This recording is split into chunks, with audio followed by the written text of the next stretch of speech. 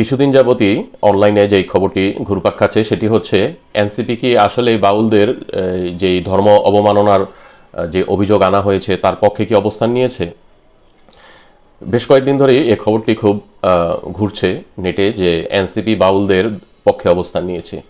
আসলে এটি ঘেঁটে দেখা গিয়েছে তারা 23 তারিখে এনসিপির অফিসিয়াল পেজে একটি বিজ্ঞপ্তি দিয়েছে, সেখানে আমি পুরোটা ভালো করে পড়লাম। সেখানে আসলে কোথাও এই বাবুল এই আবুল সরকার ওনার কোনো মুক্তি বা কোনো ওনার পক্ষের যুক্তি এগুলি কোথাও লেখা হয় নাই। শুধু লেখা হয়েছিল যে তার জামিনের জন্য যারা মানববন্ধন করেছিলেন তাদের উপরে যারা হামলা করেছে এই হামলাকে নিন্দা জানিয়েছেন।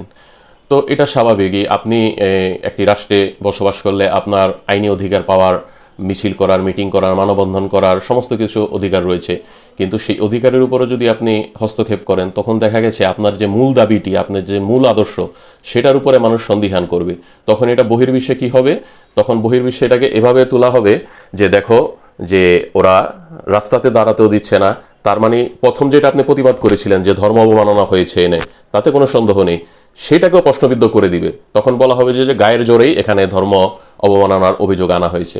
তো এটা সূক্ষ্মভাবে বিবেচনা করলে কিন্তু আমাদেরই ক্ষতি। বহির্বিশ্বের কাছে এটাকে তুলে ধরতে ওদের পক্ষে হয়ে যে বলবে যে দেখো তারা সব জোরের উপর দিয়ে এগুলি করে নিচ্ছে। তো কাজেই সেখানে একটি ভুল বোঝাবুঝির সৃষ্টি হয়েছে এনসিপির বিজ্ঞপ্তিকে নিয়ে। তো এটা নিয়ে অনেকে দেখলাম যে এনসিপির পেজে বিভিন্ন পোস্টে কমেন্ট করছেন যে বয়কট এনসিপি, তারা বাউলদের পক্ষে। কিন্তু আমি আর বিশ্বাস কেউ একজনও তাদের ওই যে স্টেটমেন্টটা তারা দিয়েছে সেটা কেউ পড়ে দেখেননি। বড়জোর যেগুলি গুজব ছড়ায়, রিমোট ছড়াতে ব্যস্ত ওইসব পেজের যে ফটোকার্টগুলো আছে এই ফটোকার্টগুলো দেখেই তারা বাহ্যিক মন্তব্যগুলো করেছেন।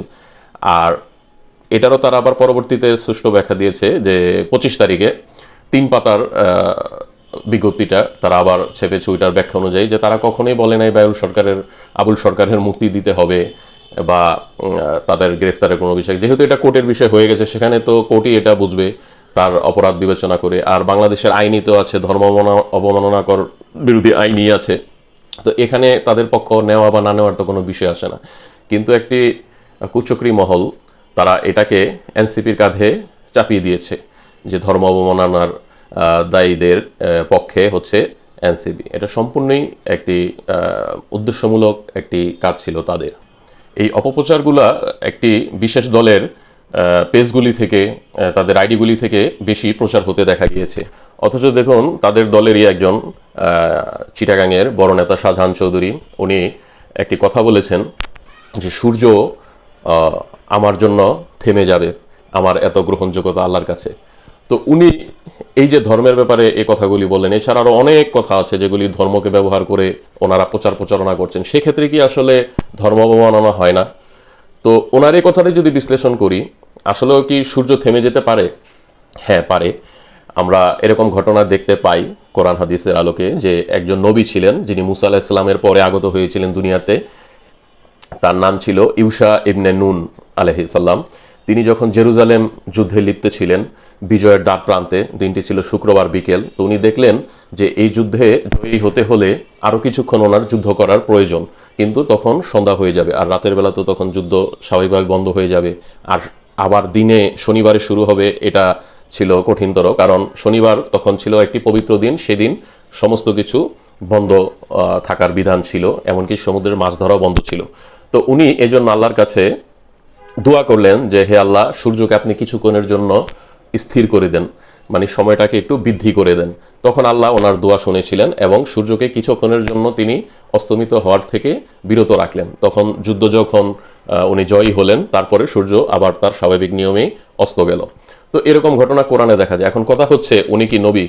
শাহজাহান চৌধুরী কি নবী যে উনি আল্লাহর সঙ্গে কথা বলে এবং তার সম্পূর্ণ সিদ্ধান্ত তিনি জেনে নিয়েছেন ওহির মাধ্যমে? তো এগুলি কি ধর্ম অবমাননার মধ্যে কি পড়ে না? তো শুধু অপরের কথা বা উক্তির পিছনে আপনারা শুধু ভুল খুঁজবেন, দোষ ত্রুটি খুঁজবেন সতীনের ছেলের মতো, কিন্তু নিজ ঘর থেকে আসলে সেক্ষেত্রে কোনো প্রতিক্রিয়া দেখা যায় না। এটা তো কোনো দলের আদর্শ কর্মীর চরিত্র হতে পারে না, তাই না?